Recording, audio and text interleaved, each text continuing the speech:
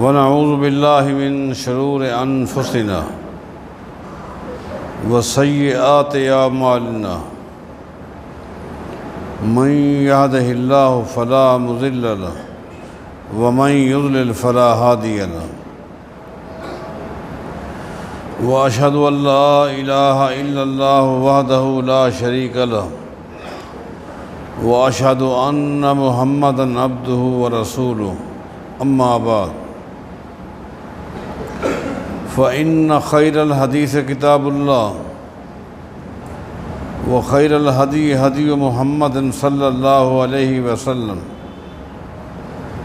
وشر الأمور محدثاتها وكل محدثة بدعة وكل بدعة ضلالة وكل ضلالة في النار أعوذ بالله من الشيطان الرجيم بسم اللہ الرحمن الرحیم ومن یشاقق الرسول من بعد ما تبین له الهدى ویتبع غیر سبیل المؤمنین نولہ ما تولی ونصلہ جہنم وساءت مصیرا۔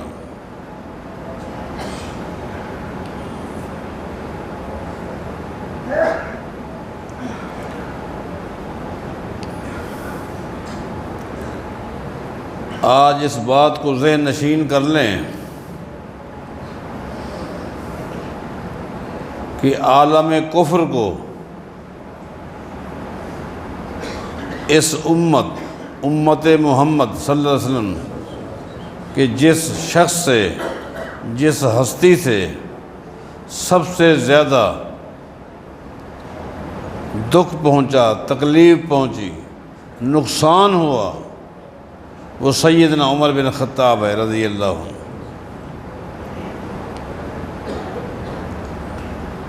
یہی وجہ ہے کہ عالم کفر نے اپنے ہی افراد کو اسلامی لباس میں ملبوس کر کے اسلام کے اندر داخل کر کے سب سے زیادہ جس ہستی کے بارے بکواسات کی، الزامات لگائے، مختلف باتیں کہیں، وہ سیدنا عمر بن خطاب ہیں رضی اللہ عنہ۔ اس لیے آپ بھی اندازہ لگا رہے ہوں گے میں کہ سیرت عمر بن خطاب رضی اللہ تعالیٰ عنہ پر کچھ زیادہ ہی وقت لگا رہا ہوں، تاکہ اگر کسی شخص کے ذہن میں اس ہستی کے حوالے سے کوئی مغالطات ہیں تو وہ نکل جائیں، اور یہ بات واضح ہو جائے کہ سیدنا عمر بن خطاب رضی اللہ تعالیٰ عنہ نہ ظالم تھے، نہ جابر تھے، نہ بددیانت تھے، اور نہ ہی اپنی رائے کو، اپنے جذبات کو دین سمجھتے تھے۔ کبھی بھی اس امت پر سیدنا عمر بن خطاب رضی اللہ تعالیٰ عنہ نے اپنے ذاتی قوانین نافذ نہیں کیے،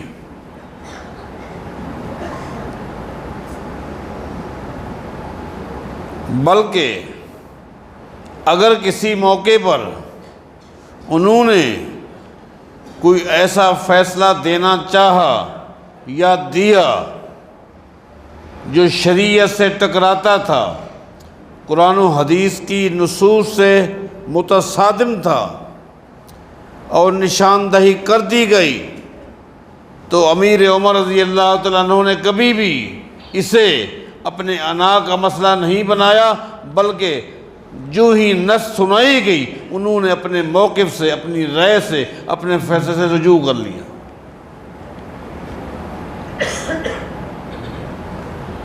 اپنے موقف سے رجوع کر لینا یہ حد درجہ اخلاص کی دلیل ہے۔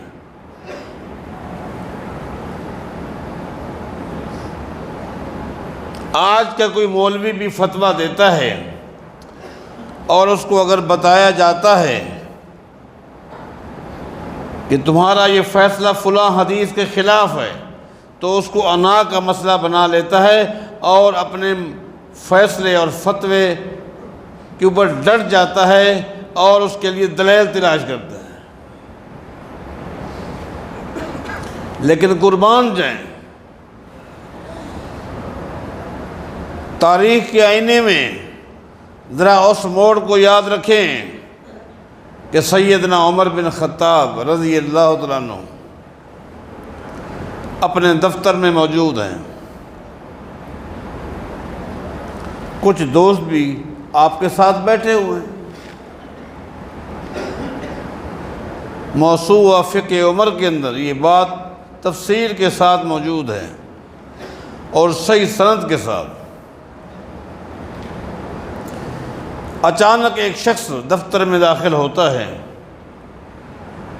داخل ہونے والے کا چہرہ اترا ہوا ہے، پریشانی کے آثار واضح اور نمایاں ہیں۔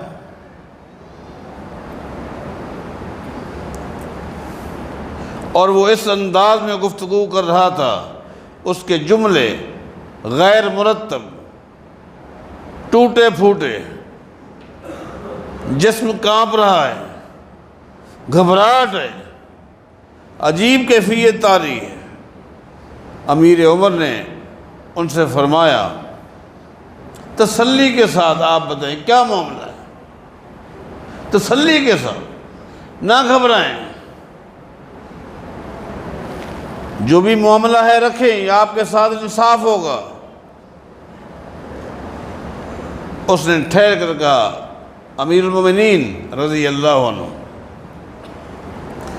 آج سے 2 سال پہلے میں تجارت کی غرض سے گھر سے باہر چلا گیا،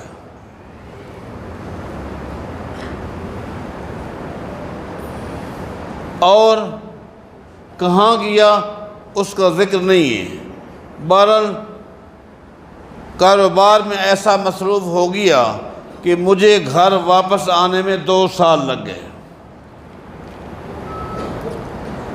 اہل عرب ریاضی میں پوری دنیا میں آگے ہیں، حساب کتاب، اور میں نے پہلے بھی آپ سے کہا تھا، حساسیت میں سب سے آگے اہل عرب ہے۔ اس نے کہا کہ ٹھیک 2 سال کے بعد آج میں اپنے وطن مدینے میں واپس لوٹا ہوں، اور جو ہی میں اپنے گھر میں داخل ہوا، اس آدمی کے جذبات تھے، گھر جاؤں گا، گھر کی محبت، وطن کی محبت ہر شخص میں ہوتی، لیکن جو ہی میں گھر میں داخل ہوا اور میری پہلی نظر میری بیوی کے اوپر پڑی، تو جو گھر آنے کا جذبہ تھا وہ خاک میں مل گیا۔ میں نے اپنی بیوی سے کہا، مجھے یوں لگتا ہے کہ تو حمل کے ساتھ ہے۔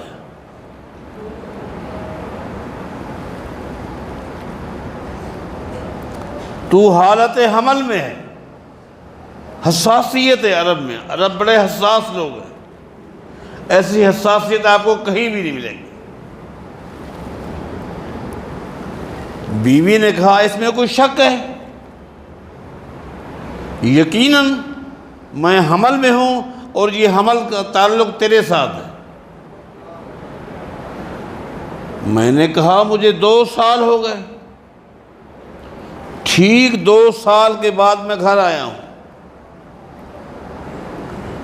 اور تیرا یہ کہنا کہ اس میں کوئی شک نہیں کہ میں حمل میں ہوں، حالت حمل میں ہوں، اور اس حمل کا تعلق تو ہے، تیری وجہ سے ہے، اور کوئی صورت نہیں ہے۔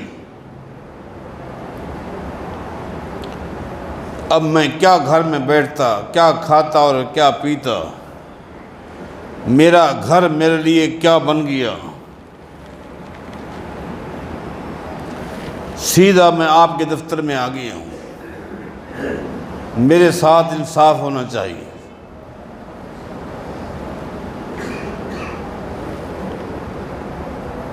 سیدنا عمر بن خطاب رضی اللہ تعالیٰ عنہ ایک دم چونک جاتے ہیں اور جذبات میں آ جاتے ہیں۔ اس میں کوئی شک نہیں کہ جب بندہ جذبات میں آتا ہے، غصے میں آتا ہے، تو پھر فیصلوں میں کمی بیشی ہو سکتی ہے۔ اور امیر عمر کوئی نبی تو نہیں تھے کہ ان کا ہر فیصلہ شریعت ہو، شریعت کے مطابق ہو سکتا ہے۔ سیدنا عمر نے فرمایا کہ اگر وہ عورت مانتی ہے کہ واقعی میں حالت حمل میں ہوں اور تیرا حوالہ دیتی ہے، اور بقول تیرے کہ وہ یہ کہتی ہے میں نہیں جانتی کہ تو 2 سال کے بعد آیا یا 6 سال کے بعد آیا، میں اتنا جانتی ہوں یہ حمل تیرا ہے، اور تو حلفاً کہہ رہا ہے کہ میں ٹھیک 2 سال کے بعد آیا ہوں، تو یہ اس بات کی واضح دلیل ہے کہ اس سے برائی ہو گئی، اس سے غلطی ہو گئی ہے۔ لہذا خالی اس سے یہ معلوم کریں گے کہ واقعی اس کو گئے ہوئے 2 سال ہو گئے اور تو یہی سمجھتی ہے، تو ٹھیک ہے، اقرار کے بعد میرا حکم نامہ سن لیں، میرا فیصلہ سن لیں، اس کو سنسار کیا جائے گا، زمین میں گاڑ کر اس کو پتھر برسا کر ختم کیا جائے گا۔ جس وقت سیدنا عمر بن خطاب رضی اللہ تعالیٰ عنہ نے بیٹھے بیٹھے دفتر میں یہ فیصلہ، یہ حکم نامہ، یہ آرڈیننس سنایا، دفتر میں موجود ایک صحابی نے، کون ہے؟ معاذ بن جبل رضی اللہ تعالیٰ عنہ، انہوں نے ایک دم امیر عمر کے اس فیصلے کو چیلنج کر دیا کہ آپ جو فرماتے ہیں کہ اس کو سنسار کیا جائے گا، ابھی آپ کے فیصلے کو میں نہیں مانتا، چیلنج کر دیا۔ حالانکہ حد درجہ وہ صحابی رسول ہیں، امیر عمر سے محبت کرتے ہیں، احترام کرتے ہیں، یہاں ضمناً اس بات کو بھی ذہن نشین کر لیں، کسی سے محبت کرنا، کسی کا احترام کرنا الگ چیز ہے۔ دین اس چیز کا نام نہیں ہے کہ جس سے محبت کرو اس کی بات کو دین سمجھ لو، جس کا احترام کرو اس کی بات کو حرف آخر سمجھ لو، نہیں، حرف آخر اللہ کی وحی ہے، جس میں قرآن ہے، یہ حدیث ہے۔ باقی حد درجہ احترام ہے، والدین کا بھی ہے، اساتذہ کرام کا بھی ہے، حکمرانوں کا بھی ہے، بڑوں کا بھی ہے۔ احترام کے چیپٹر کو شریعت سمجھ لینا یہ حماقت ہے۔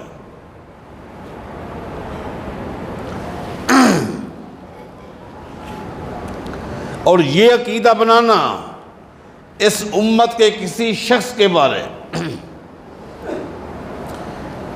اس امت کے کسی شخص کے بارے یہ عقیدہ بنانا کہ اس کی بات، اس کا فیصلہ، اس کا فتویٰ غلط نہیں ہو سکتا، یہ بھی سوائے گمراہی کے اور کچھ بھی نہیں۔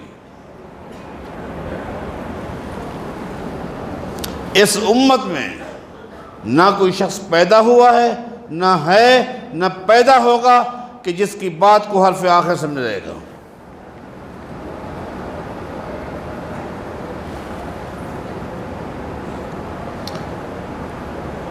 معاذ بن جبل حد درجہ محبت کرتے ہیں اور صاحب علم ہیں، صاحب علم ہیں۔ آپ کو بارہا میں جہاں صحابہ کی زندگیوں کو آپ کے سامنے رکھتا ہوں، ان کے مقام کو بھی پیش کرتا ہوں۔ یہ چیلنج کرنے والے کون ہیں؟ معاذ بن جبل رضی اللہ عنہ، جس کے بارے نبی علیہ السلام نے فرمایا تھا کل قیامت کے دن ایک موڑ ایسا بھی آئے گا، ایک موڑ ایسا بھی آئے گا کہ اللہ تعالیٰ جبریل سے فرمائے گا، جبریل سے فرمائے گا کہ اس وقت میری مخلوق میں جو علماء حق موجود ہیں ان علماء حق کو میرے پاس لے کر آؤ، میں رب ان سے ملاقات کرنا چاہتا ہوں۔ نبی علیہ السلام فرماتے ہیں علماء حق قیامت کے میدان میں جب اللہ سے ملنے جائیں گے، علماء حق کے قائد، امام اور لیڈر معاذ بن جبل ہوں گے رضی اللہ۔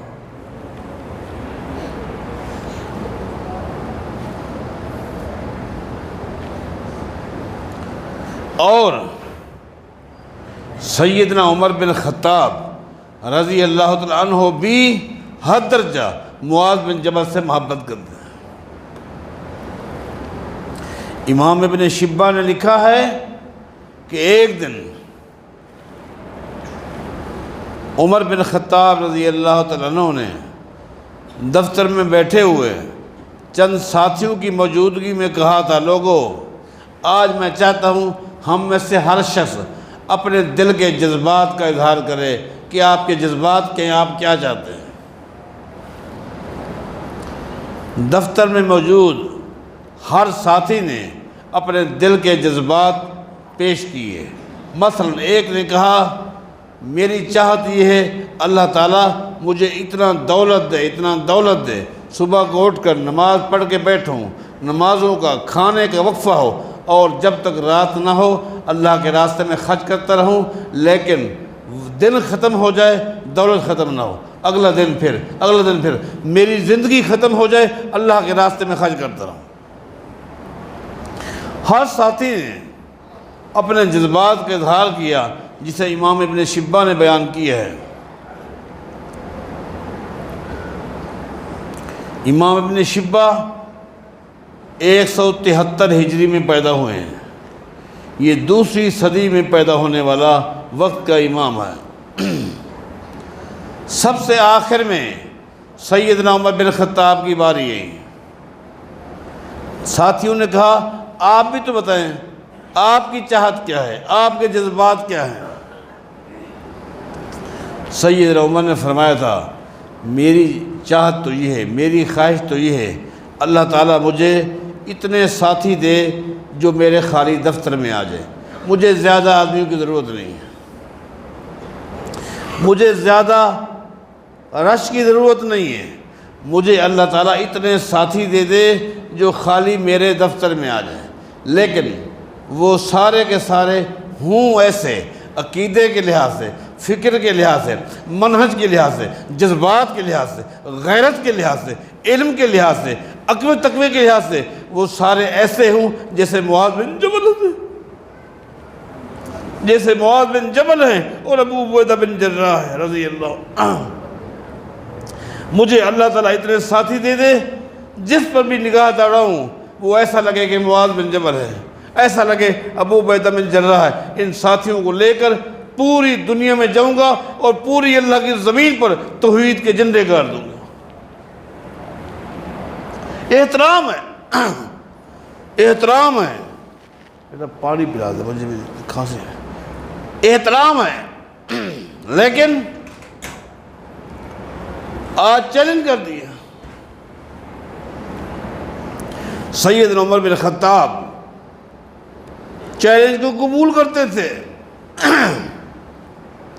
حق کو قبول کرتے تھے، انا کا مسئلہ نہیں بناتے تھے۔ یہ نہیں فرمایا تو کون ہے چیلنج کرنے والا، چیلنج کر دے گا معاذ میرے فیصلے میں کیا غلطی ہے، ٹھنڈے ہو گئے، میرے فیصلے میں کیا غلطی ہے۔ سیدنا معاذ بن جبل فرماتے ہیں لیس لک سبیل علی ما فی بطنہا، لیس لک سبیل علی ما فی بطنہا، آپ نے اس خاتون کے سنسار کرنے کا جو حکم جاری کیا ہے، جب وہ عورت سنسار ہو جائے گی، جب وہ مر جائے گی، اس کا بچہ بھی تو جو مر جائے گا پیٹ میں، جو اس کے پیٹ میں بچہ ہے وہ بھی تو مر جائے گا نا، وہ بھی تو سنسار ہو جائے گا۔ ماں کی روح نکلے گی، اس کی بھی روح نکل جائے گی۔ میں خالی آپ سے یہ پوچھتا ہوں، اس بچے کو جو آپ سنسار کریں گے اس کا قصور کیا ہے؟ اس کی غلطی کیا ہے؟ وہ سنسار کیوں ہوگا؟ امیر المومنین، آپ کا یہ حکم نامہ غلط ہے۔ اللہ قربان جائیں۔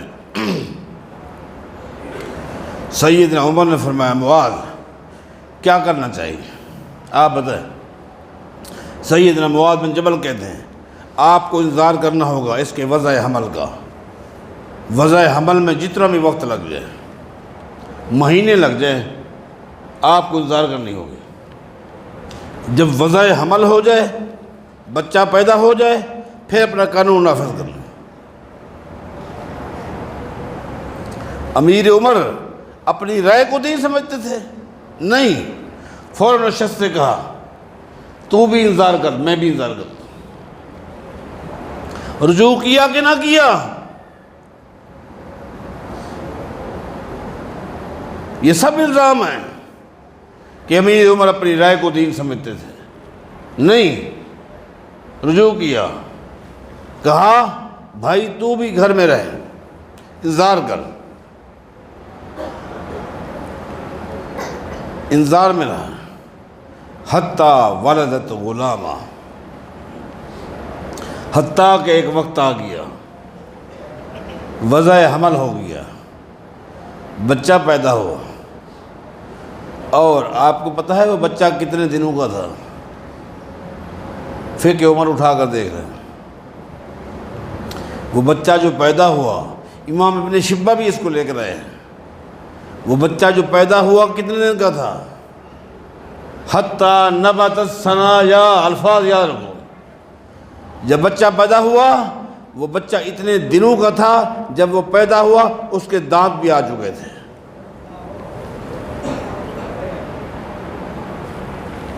حتیٰ نبت الثنایا، اتنے دنوں کا بچہ تھا، جب وہ پیدا ہوا اس کے دانت بھی آ چکے تھے۔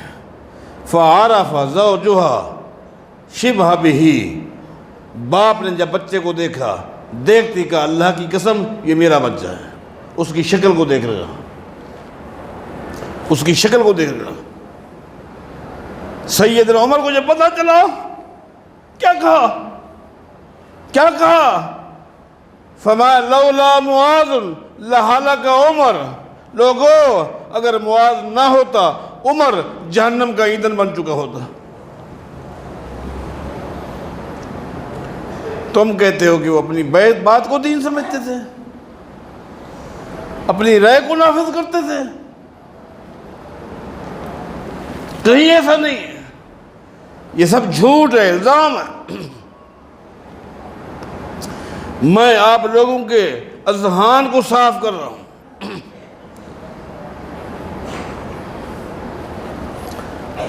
مجھے آج ایک ساتھی نظر نہیں آ رہا، ایک ساتھی ہے، آج سے تقریباً 1.5-2 مہینہ پہلے اپنے دوستوں کے ساتھ یہاں جمعہ پڑھنے کے لیے آیا، اس کا تعلق اہل تشیع سے ہے، اور اس وقت بھی سیدنا عمر بن خطاب کے بارے میں گفتگو کر رہا تھا۔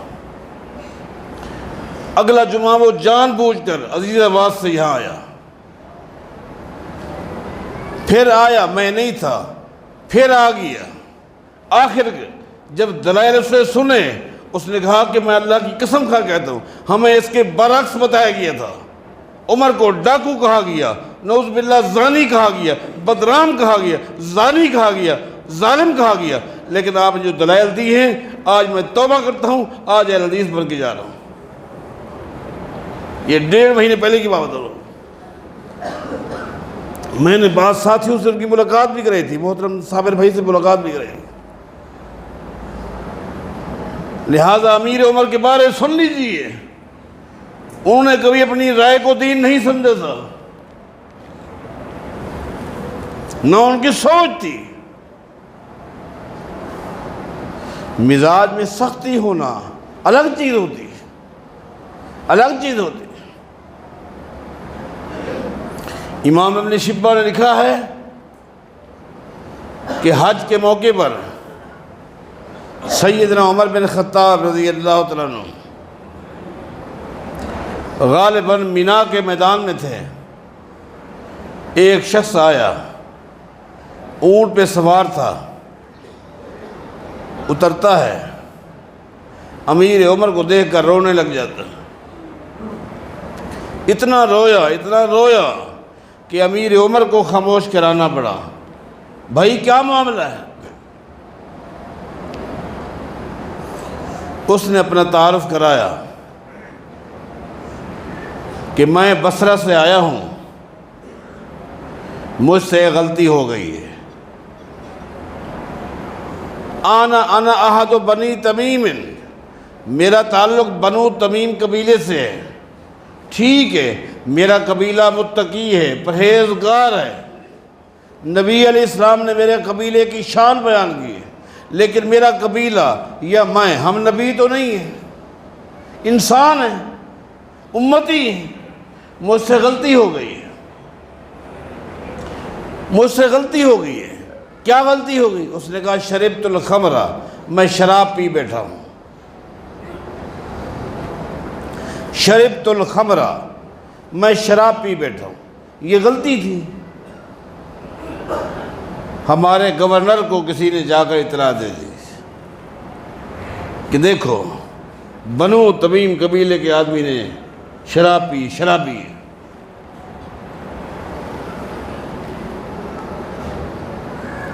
یہ ایسا ہوتا ہے، ایک شخص کی وجہ سے قوم کو، قبیلے کو بدنام کیا جاتا ہے، ایک شخص کی غلطی ہو گئی۔ کہتے ہیں کہ وقت کے گورنر نے مجھے بلایا ہے، اے امیر المومنین، جس کو آپ نے گورنر مقرر کیا ہے،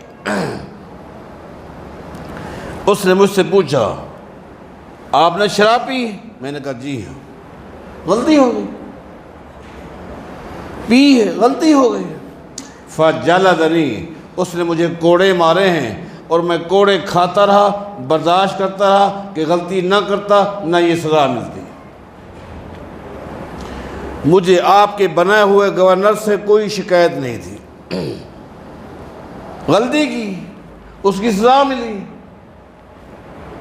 میں نے اس کو برداشت کیا۔ کوڑے لگانے کے بعد وَسَوَّدَ وَجْهِي، گورنر نے میرا منہ کالا کیا۔ جب میرا منہ کالا کیا ہے مجھے تکلیف ہوئی ہے، کیونکہ شرابی کی یہ سزا کہ اس کو کوڑے مارے جائیں یہ تو میں نے پڑھی تھی، سنی تھی، لیکن کوڑوں کے بعد اس کے منہ کو کالا کیا جائے نہ میں نے کبھی پڑھا تھا نہ سنا تھا۔ آپ کے بنا ہوئے گورنر کے پاس صرف ایک ہی حوالہ تھا، اچھا بنو تمیم کے لوگوں کا یہ حال ہو گیا۔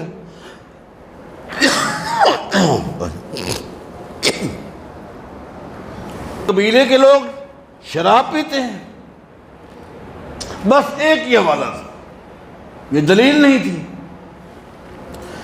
وَسَوَّدَ وَجْهِي، اس نے میرے چہرے کو کالا کیا، مجھے تکلیف شروع ہو گئی۔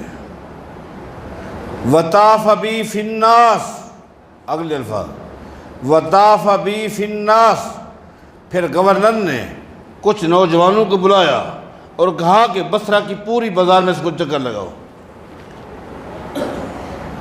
اور تعارف کراتے جاؤ، یہ بنو تمیم قبیلے کے لوگوں کا یہ حال ہے۔ میری تکلیف بڑھ رہی تھی، میری تکلیف بڑھ رہی تھی۔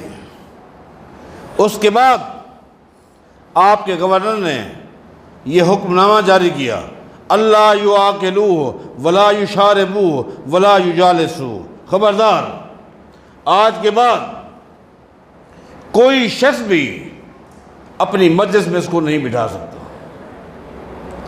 مسلمانوں کی مجلس میں اس کو بیٹھا ہوا میں نے دیکھا، نہ تمہیں معاف کروں گا نہ اس کو معاف کروں گا، نہ کوئی اس کے ساتھ کھا سکتا ہے نہ پی سکتا ہے، مجھے چھوڑ دیا۔ وہ شخص کہتا ہے امیر المومنین جب آپ کے گورنر نے مجھے چھوڑا میرے دماغ میں تین باتیں آئیں۔ پہلی بات یہ ان اتخذ سیفا فاضرب بہ، میرے دل نے چاہا تلوار لوں اس گورنر کا سر جدا کر دوں تاکہ ایک اور غلطی ہی صحیح ہے۔ پھر میں نے سوچا ایک تو غلطی ہو گئی، اگر یہ کام کرتا ہوں میری آخرت برباد ہو جائے گی، اپنی آخرت تو برباد نہ کروں۔ پھر سوچا کہیں بلاد کفر میں چلا جاتا ہوں، کافروں کے محلے میں چلا جاتا ہوں جہاں مجھے کچھ جاننے والا نہ ہو، اس لیے کہ اب میرا ایک نام تھا، مقام تھا، ہمارے قبیلے کا بھی ایک نام تھا، آج میں بصرہ میں رہنے کے قابل نہیں رہا، جہاں سے گزروں گا یہی کہیں گے یہ وہ شخص ہے، میرا کیا بنے گا؟ پھر تیسری بات جو میرے دماغ میں آئی، جس کو میں نے قبول کیا، اور وہ یہ ہے کہ میں آپ کے پاس ہوں، آپ کے آگے مسئلہ رکھوں، اگر یہ سزا شریعت میں ہے تو مجھے بتائیں کہاں ہے؟ نہ میں آپ کے گورنر کو نبی سمجھتا ہوں، نہ آپ کو نبی سمجھتا ہوں، مجھے بتایا جائے کہاں ہے کہ اگر کوئی شراب پیے اس کو پہلے کوڑے مارو، پھر اس کا منہ کالا کرو، پھر اس کو چکر لگاؤ، پھر اس کے ساتھ مجلس بیٹھنا چھوڑ دو، یہ کہاں ہے؟ میں آپ کے پاس آیا۔ جب سیدنا عمر نے سنا تو زاروں قطار رونے لگے، یہ کیا ہو گئی ہے؟ اپنے بیٹے عبداللہ سے کہا عبداللہ کوئی لکھنے کا بندوبست کرو، میں گورنر کو خط لکھنا چاہتا ہوں۔ گورنر کو خط میں کیا لکھا وہ بعد میں بتاؤں گا، پہلے آپ کو بتاؤں کہ گورنر کون تھا۔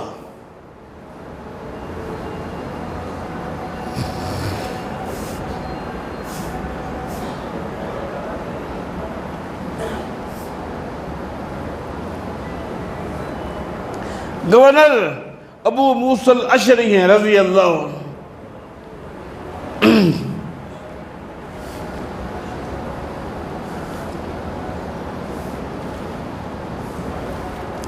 جن کے بارے نبی علیہ السلام نے فرمایا تھا، لوگو اللہ کی زمین پر جتنے انبیاء ہیں ایک نبی ایسا بھی آیا ہے اس نبی کے منہ میں اللہ نے مزمار رکھ دیے تھے، ایسی تاثیر رکھی تھی، ایسی سریلی آواز دی تھی کہ زمین کی پشت پر ایسی سریلی پیاری آواز اللہ نے کسی کو نہیں دی۔ اس کے بعد فرمایا تھا نبی اسلام نے، پتہ ہے کہ کون تھا؟ فرمایا لوگو داؤد علیہ السلام ہے۔ داؤد علیہ السلام کو اللہ نے ایسی آواز دی تھی، آواز بھی ایک نعمت ہے، ایسی آواز دی تھی کہ جب وہ زبور کی تلاوت کرتے تھے پرندے بھی رک جاتے تھے۔ آگے فرمایا تھا لوگو اللہ نے آج بھی مجھے ایک ایسا ساتھی دیا ہے، اگر اس کی تلاوت کو سنو گے تو تمہیں داؤد علیہ السلام کی تلاوت یاد آ جائے گی۔ مجھے بھی اللہ نے ساتھی دیا ہے، اس کو بھی لے جا اللہ نے وہی دی ہے، اور فرمایا ابو موسیٰ الاشعری ہیں رضی اللہ۔ شان ہے اپنی جگہ پر۔ نبی علیہ السلام جب ہجرت کر کے مدینہ آ گئے، صحابہ بھی ہجرت کر کے مدینہ آ گئے، اس کے بعد ہجرت کے بعد اللہ نے قرآن کریم نازل کیا، وَالسَّابِقُونَ الْأَوَّلُونَ مِنَ الْمُهَاجِرِينَ وَالْأَنصَارِ وَالَّذِينَ اتَّبَعُوهُم بِإِحْسَانٍ رضی اللہ عنہم ورضوا عنہ۔ اللہ نے اس وحی میں تعریف کی ان لوگوں کی جو مکہ کو چھوڑ کر مدینہ میں آ گئے، ان کو کیا کہا؟ وَالسَّابِقُونَ الْأَوَّلُونَ مِنَ الْمُهَاجِرِينَ، السابقون الاولون کہا اللہ نے قرآن میں۔ اس آیت کے نازل ہونے کے بعد ابو موسیٰ الاشعری رضی اللہ تعالیٰ عنہ اپنے ساتھیوں کے ساتھ آئے تھے، امیر عمر سے ملاقات ہوئی تھی، سید عمر نے فرمایا تھا ابو موسیٰ الاشعری کاش تم پہلے آ جاتے تو السابقون الاولون کی فہرست میں آ جاتے ہیں۔ آیت نازل ہو چکی ہے تمہارے آنے سے پہلے، اب السابقون الاولون میں تم نہیں ہو، تمہاری شان ہے، مقام ہے، لیکن آیت تمہارے آنے سے پہلے نازل ہو چکی ہے، اب ان لوگوں میں تم نہیں ہو جن کو اللہ فرماتا ہے والسابقون الاولون من المہاجرین۔ سیدنا ابو موسیٰ الاشعری رضی اللہ تعالیٰ روتے ہوئے نبی علیہ السلام کے پاس گئے تھے، جیسا کہ صحیح بخاری میں آتا ہے کہ اللہ کے رسول میرا سفر تو دیکھیں، میرے ساتھیوں کا سفر تو دیکھیں۔ جس وقت پتہ چلا کہ آپ نے ہجرت کر کے مکہ چھوڑ دیا ہے، مدینہ آ گئے، اس وقت میں حبشہ میں تھا، ہمارے ساتھی حبشہ میں تھے، ہم نے کچھ نہیں دیکھا، یہ چل پڑے اور آ گئے، اس لیے آنے میں دیر ہو گئی۔ عمر کہتا ہے السابقون میں تم نہیں رہے۔ نبی علیہ السلام نے فرمایا ابو موسیٰ الاشعری اس سوال کا جواب ابھی نہیں دیتا، نماز کی انتظار کر، نماز کا وقت ہو گئی۔ نبی علیہ السلام نے نماز پڑھائی، اور نماز کے بعد نبی علیہ السلام نے فرمایا لوگوں، جو لوگ مکہ سے مدینہ ہجرت کر کے آ گئے ہیں ان کے لیے ہجرت کا ثواب ہے، لیکن آگے فرمایا لوگوں ابو موسیٰ الاشعری اور اس کے قافلے کے لیے 2 ہجروں کا ثواب ہے، ڈبل ثواب ہے، صحیح بخاری میں آتا ہے۔ یہ گورنر ہیں، لیکن امیر عمر نے یہ نہیں دیکھا گورنر کون ہے، اس کا کیا مقام ہے، لیکن یہ فیصلہ کیوں دیا؟ ہاں یہ سختی تھی۔ سیدنا عمر بن خطاب نے خط میں کیا لکھا؟ ایم اللہ لین عدت لأسودن وجہک ولا یطاف بک فی الناس۔ ابو موسیٰ الاشعری، جو تو نے غلطی کی اس کو ہم درگزر کرتے ہیں، کیوں؟ تیری ایک شان ہے، تیرا ایک مقام ہے، لیکن آج کے بعد اگر تو نے اس طرح کی حرکت کی تو سن لے، عمر جہاں بھی ہوگا وہاں سے چل کے بصرہ آئے گا اور تیرا منہ کالا کرے گا، اور تجھے بصرہ کی گلیوں میں گھماؤں گا، بتاؤں گا یہ وہ شخص ہے جس نے پیغمبر کو دیکھا بھی ہے، صحابی بھی ہے، لیکن پیغمبر کی حدیث کے خلاف حدیث دیتا ہے۔ بتاؤ،